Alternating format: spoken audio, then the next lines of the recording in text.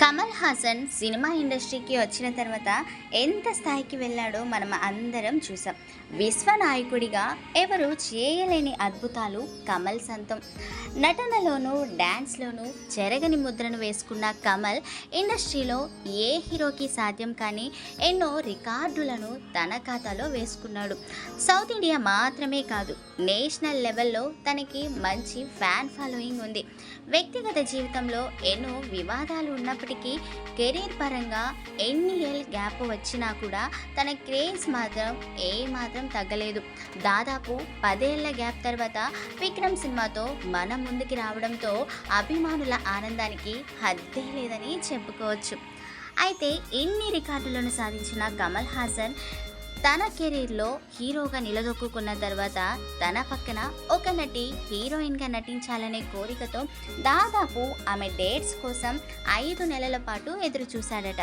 ఆ హీరోయిన్ మరెవరో కాదు, కమెడియన్గా సౌత్ ఇండియాలోనే తిరుగులేని నటిగా ఎదిగిన కోవై సరళ.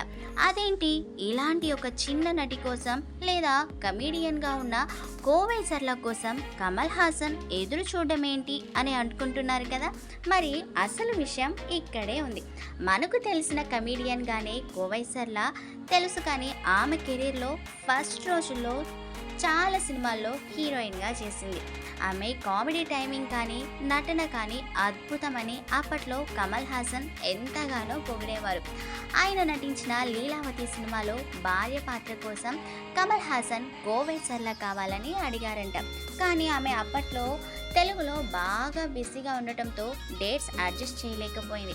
అయినా కూడా వచ్చే వరకు ఎదురు చూద్దామని ఆమె తప్ప ఆ పాత్రలకు ఎవరు న్యాయం చేయలేరని 5 నెలల పాటు ఎదురు చూశారట.